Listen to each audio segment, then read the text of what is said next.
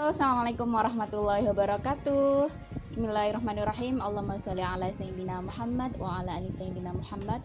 Rabbi shrah li sadri wa yassir li amri wahlul 'uqdatam min lisani yafqahu qawli, amma ba'du. Alhamdulillah, finally saya bikin video ini, video yang saya janjikan di IG story saya tentang istikharah bil Quran. Setelah lama sekali ya saya janjinya, tapi baru bisa bikin kali ini.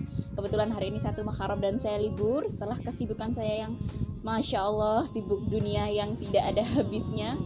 Akhirnya saya bisa membuat video ini dan untuk menepati janji saya ke teman-teman semua. Semoga video ini bisa bermanfaat untuk teman-teman semua, bermanfaat juga bagi saya, sebagai pengingat juga bagi saya.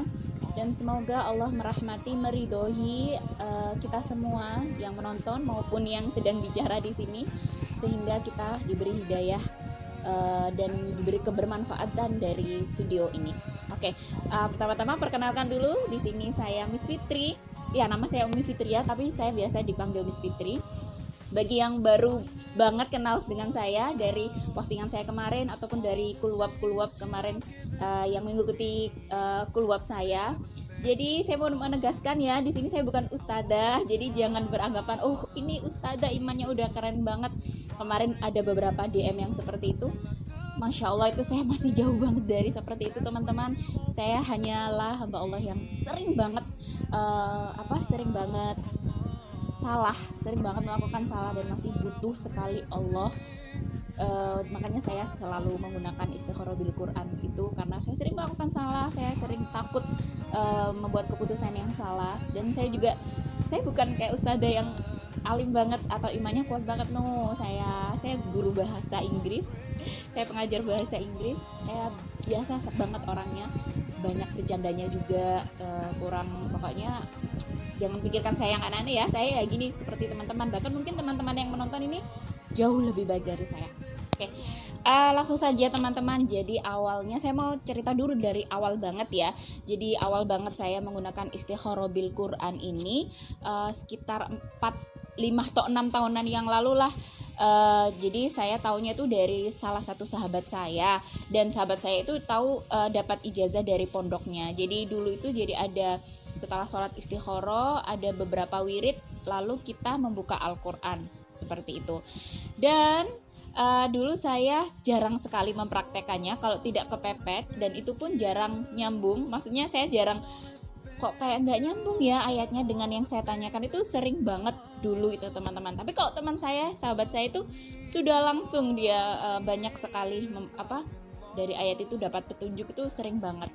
Nah akhirnya pada tahun 2019 atau 2018 akhir kalau nggak salah, saya itu mengikuti kajian Magnet Rezeki Ustadz Nasrullah, baik itu di YouTube beliau, jadi bisa cek teman-teman di Ustadz Nasrullah gitu ya, Magnet Rezeki. Baik di YouTube juga saya ikut private trainingnya juga, jadi langsung live gitu sama beliau. Saya juga ikut private training dan kayak seminar besar gitu loh. Kalau seminar itu kan banyak orangnya gitu ya, kalau private training cuma beberapa orang aja. Nah di situ ada salah satu ilmu namanya itu garbu talah. Nah garbu talah itu yang seperti saya lakukan dengan teman saya itu tadi, yaitu istikharah Al-Quran atau minta petunjuk di Al-Quran. Tapi bedanya kalau di Pak Nas ini, ajaran Pak Nas itu nggak harus sholat istikharah habis itu ada wirid tertentu baru minta petunjuk, enggak. Jadi kayak intinya kita sholat, jadi bisa sholat apa aja, bisa setelah sholat fardu, sholat hajat atau sholat taubat baru kita beristighfar, bersolawat lalu minta petunjuk, itu bisa. Bedanya seperti itu. Dan karena semenjak saya menonton punya Pak Nas dan banyak sekali contoh-contoh juga yang telah melakukan istikharah bil Quran ini, jadi saya semakin percaya dong.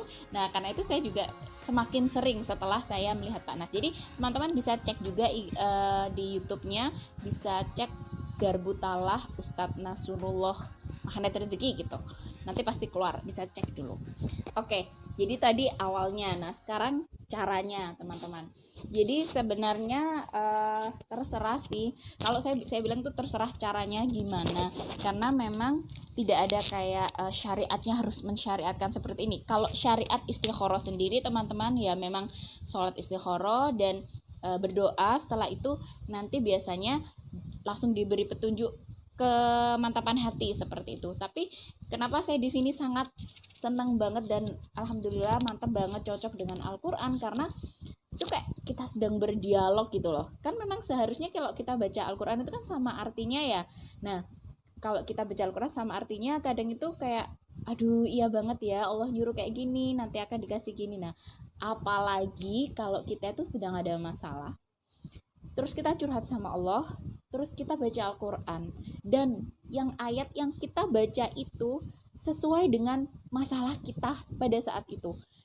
Nah, itu rasanya tuh kayak jelek banget gitu loh. Jadi makanya saya lebih suka, saya lebih mantap dengan istikharah bil Quran ini, karena memang ya Al-Quran itu kan petunjuk, Al-Quran itu obat untuk kita gitu, karena petunjuk untuk segala masalah sebenarnya ada gitu loh. Jadi match aja kalau saya curhat sama Allah tentang masalah saya, lalu saya buka Al-Quran dan itu langsung nge-match sama apa yang saya rasakan, itu kayak dialog gitu loh teman-teman ya. Jadi makanya saya tidak bisa menjawab kalau teman-teman tanya ada syariatnya enggak, ada hadisnya enggak, tidak ada. Jadi memang tapi kita sebagai umat manusia, kita sebagai Islam ya, kita sebagai orang Islam kan juga kitab Al-Quran itu sebagai petunjuk. Jadi kalau menurut saya ya it's okay ya, memang kita butuh untuk membaca dan mendalami artinya, mentadaburi itu butuh banget gitu.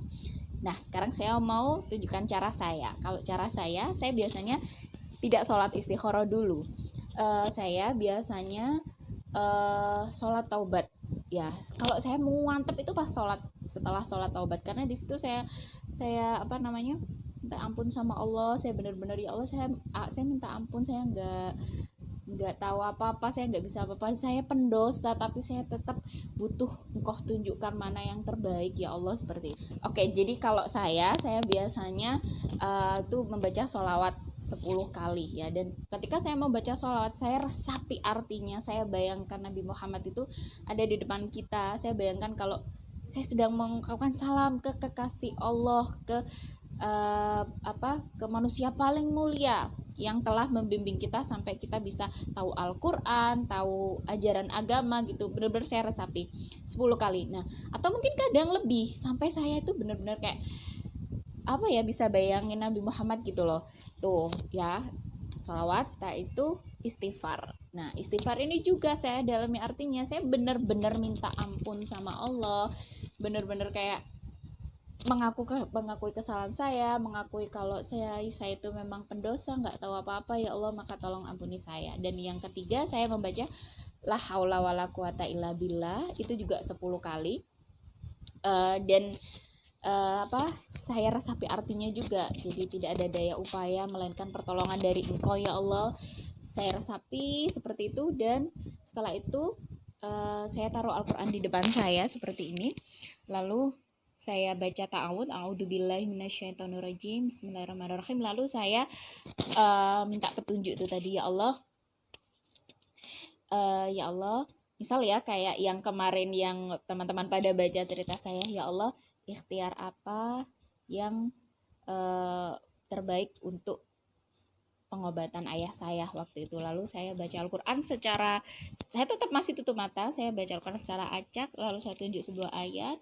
Saya benar-benar minta dalam hati saya minta ya Allah, tolong tunjukkan saya satu ayat, tolong tunjukkan, sampai saya mantap di sebuah ayat yang saya tunjuk, saya baca dan saya lihat artinya. Seperti itu teman-teman. Secara umumnya itu seperti itu. Kalau saya seringnya seperti itu gitu. Nah, selain sholat taubat biasanya kan kalau kita ada ya, kalau saya itu istikharah itu bukan ketika saya harus memilih sesuatu atau meminta petunjuk sesuatu.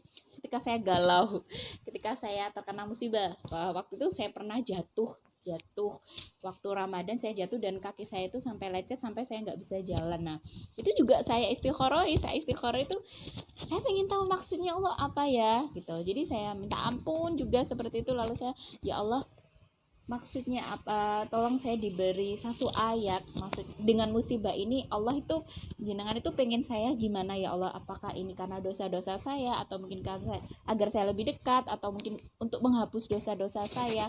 Seperti itu saya juga istikharah. Jadi makanya istikharah kadang saya nggak mesti setelah sholat taubat. Kadang kalau udah mepet banget, udah nggak bisa, galaunya ini udah nggak ketahan gitu ya, atau harus memutuskan sesuatu, setelah sholat fardu juga bisa, setelah sholat fardu, setelah sholat duha, atau setelah sholat apa saja seperti itu. Jadi bisa kapanpun. Nah sekarang saya mau ngomongin akurasinya. Seberapa akurasi sih kalau saya atau teman-teman saya atau orang-orang terdekat saya melakukan istikharah.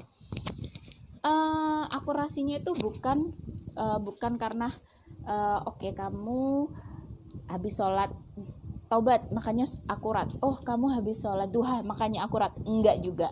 Akurasinya itu ada di keadaan hati kita, di keadaan hati kita banget. Jadi teman-teman jangan khawatir, saya dulu juga berpengalaman awal-awal masih awal-awal istikharah Al-Quran itu, pengalaman saya juga sering banget nggak nyambung. Jadi saya tanya, apa kok ayatnya gini ya, dan saya nggak ngerti maksudnya apa gitu. Itu sering banget. Jadi jangan khawatir kalau memang teman-teman juga pernah dan sering kok nggak nyambung ya, seperti itu. Saya juga sering banget. Dan kapan sih waktu nggak nyambungnya itu? Ketika saya lagi error ya. Maksudnya di situ lagi error, lagi mohon maaf, sedang tidak berhati-hati dengan dosa. Terus sedang pas sholat tidak tepat waktu. Terus pas mungkin dikiranya kurang atau apa, saya lagi error ya, saya bilangnya lagi error, itu memang sering kali nggak dapet gitu loh. Makanya saya seringnya tuh taubat dulu, mentaubati apa yang sudah saya kerjakan gitu, baru saya istikharah. Karena itu saya kalau error ya memang nggak dapet gitu loh, bener-bener harus mantep gitu. Nah pengalaman adik saya nih, jadi adik saya itu juga seperti itu. Kalau dia suka tanya, gimana mbak, enaknya gimana, tanya sama Allah. Aku nggak tahu gitu loh, aku juga nggak bisa ngasih keputusan yang itu benar di masa depannya, aku nggak tahu gitu. Dan dia mesti alasannya, aku nggak tahu nyambung nek, tanya buat aku sendiri tuh nggak pernah nyambung gitu. Tapi kalau tentang aku dia nyambung. Jadi misal kalau saya istikharah sesuatu dan saya masih kurang yakin, coba kamu istikharah ini dong, minta tolong gitu, dia nyambung, bahkan nyambung dengan ayat saya juga. Tapi kalau untuk istikharah untuk dirinya sendiri, dia nggak nyambung. Nah kemarin akhirnya dia nyambung, dia temukan kesalahannya. Memang kemarin waktu dia kan juga positif COVID dan dia full di rumah, dia nggak keluar kemana-mana, dan dia full kayak saya lihat dia tuh dikir terus di rumah. Ya namanya orang ya, kalau orang itu sedang emosionalnya sedang terganggu, biasanya spiritualnya tuh naik gitu. Jadi dia sedang sedih, mungkin dia kepikiran, makanya dia pikiran terus. Nah waktu itu saya lihat energinya, anak ini energinya lagi bagus nih, coba kamu istikharin. Dan masya Allah selalu nyambung gitu. Waktu saya tanya ke dia, kamu kok kalau istikharah sekarang jadi nyambung, dan kalau tak lihat kamu nggak 10 kayak yang aku ajarkan, atau kayak yang biasanya aku, emang kamu baca apa? Dia jawabannya kayak gini, iya sih, aku kalau istikharah itu emang lama ternyata. Emang kamu doa apa? Dia katanya itu istighfar itu sebanyak mungkin sampai hatinya itu celak gitu loh, sampai hatinya itu celak banget, minta kalau ya Allah saya butuh jenengan ampuni, saya butuh ampunanmu, dan saya butuh petunjukmu. Sampai hatinya kayak gitu, baru dia berhenti dan dia buka Al-Qur'annya. Jadi dia tidak dia tidak kayak saya yang harus 10 gitu. Setelah itu pasti nyambung. Saya suruh istikharah apapun nyambung waktu dia positif COVID kemarin. Oh jadi memang keadaan hati itu teman-teman. Jadi kayak saya tadi waktu saya error, saya nggak nyambung. Tapi kalau saya sudah tobat, saya benar-benar nangis, saya akui, itu insya Allah pasti nyambung gitu loh. Energi iman kita gitu ya mungkin ya. Ternyata pas saya tanya dia seperti itu. Jadi kalau dia udah mantap banget dengan Allah, entah itu dia baca istighfar atau apa, itu baru dia ditunjukkan dan itu pasti nyambung seperti itu. Jadi memang koneksi kita ke Allah itu penting banget ya, agar itu tadi dikasih jawaban sama Allah, seperti itu sih. Oke, jadi intinya terserah teman-teman mau doa apa aja, tapi kalau menurut saya istighfar itu wajib ya, sholawat sama istighfar itu wajib. Teman-teman doa apa aja yang menurut teman-teman itu bisa mengkonekkan hati teman-teman ke Allah gitu ya, agar udah cakep banget gitu loh, udah bener-bener minta gitu, bener-bener logikanya ditaruh. Nah itu terserah teman-teman juga, senyamannya teman-teman juga, nggak mesti harus setelah taubat, setelah tahajud mungkin. Nah saya juga biasanya sering kayak gitu, terserah teman-teman, seperti itu ya.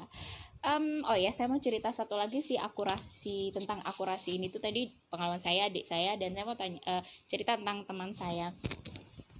Jadi kebetulan teman saya itu beliau lagi suka beli-beli saham seperti itu, dan beliau masya Allah ibadahnya kalah jauh lah pokoknya. Beliau sedang beli-beli saham, dan kerennya itu beliau setiap mau beli saham, setelah dianalisa, katanya dia punya grup gitu kan, dia pernah ikut pelatihan saham, terus dia ada grup gitu, dan kalau mau beli saham itu dianalisa dulu gitu Kak sih, saya juga kurang tahu, dianalisa dulu, oh ini sahamnya bagus, kalau kita beli sekarang itu bisa nanti insya Allah sahamnya bakalan naik gitu, kejualnya bakalan mahal kayak gitu. Itu dia teliti dulu baru dia baru dia beli atau dia menjual sahamnya seperti itu. Nah kerennya beliau, setelah beliau meneliti saham-saham itu, beliau selalu istikharah dulu kalau mau beli atau menjual sahamnya. Jadi misal beliau pernah ada sebuah saham ya yang wah ini saham ini pasti kalau dibeli sekarang itu pasti nanti untungnya banyak, dan teman-temannya itu pada beli, tapi beliau istikharah Al-Quran dulu, dan intinya waktu itu ayatnya adalah menunjukkan kalau saham itu nggak baik untuk dibeli gitu. Dan akhirnya beliau tidak beli. Keesokan harinya itu langsung saham itu benar-benar anjlok, dan teman-temannya pada rugi dan dia tidak rugi seperti itu. Lalu beliau memberikan kesimpulan kalau jadi kalau kita mau akurat istikharah kita itu, maka kita harus menaruh semua logika yang ada. Jadi kayak tadi tuh, oke, logikanya, penelitiannya kalau beli saham ini sekarang bakalan untungnya banyak gitu loh, tapi pas istikharah enggak gitu loh. Ya udah, dia taruh semua logikanya. Oke, logikanya gue taruh semua. Habis itu dia mau bertanya sama Allah, logikanya ditaruh, kepintarannya dia taruh, ilmunya ditaruh, karena Allah yang maha segala-galanya gitu loh. Jadi kalau logikanya udah ditaruh, udah bener-bener aku percaya sama Engkau ya Allah, meskipun logikanya seperti ini, itu biasanya dikasih ayat yang benar-benar akurat seperti itu. Itu pengalaman teman saya. Jadi logikanya ditaruh dulu teman-teman, tidak bisa tidak bisa selalu dipakai tapi kalau misalnya nggak dibawa ke rumah sakit pastilah tidak tertolong. Nah itu kan logika kita gitu loh, padahal Allah itu wa huwa ala kulli syai'in qadir, Allah maha berkehendak atas segala sesuatu gitu. Ini kalau saya keluar dari pekerjaan ini, saya bakalan susah untuk mendapatkan pekerjaan lainnya, tapi kata Allah jangan gitu. Nah logikanya ditaruh dulu, pokoknya kita harus percaya sama Allah Subhanahu wa Ta'ala, seperti itu teman-teman. Oh ya, kemarin ada yang DM juga pertanyaannya, Mbak Fitri, gimana kalau pakai HP ya, gimana caranya kalau pakai HP? Kalau saya sangat tidak menganjurkan pakai HP. Jadi memang enak itu pakai yang Al-Qur'an yang beneran. Karena saya juga tidak pernah menggunakan HP, saya tidak pernah.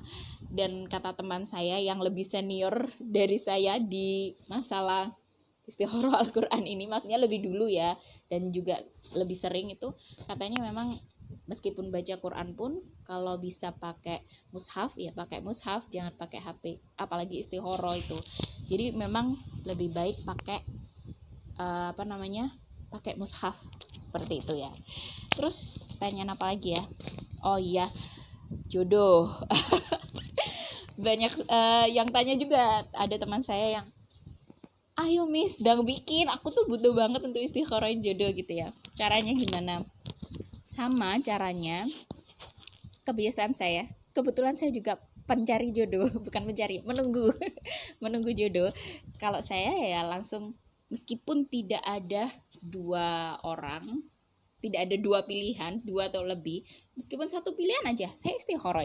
Jadi saya langsung tanya sama Allah, ya Allah, apakah si A, misal, ya Allah, apakah si A ini adalah jodoh terbaikku yang engkau ridhoi untukku, seperti itu. Dan lalu saya yang tadi ya, tutup mata, saya benar-benar minta Allah. Oh ya, jangan lupa ta'awudz ya, a'udzubillah itu wajib banget ya sebelum kita membuka Al-Quran.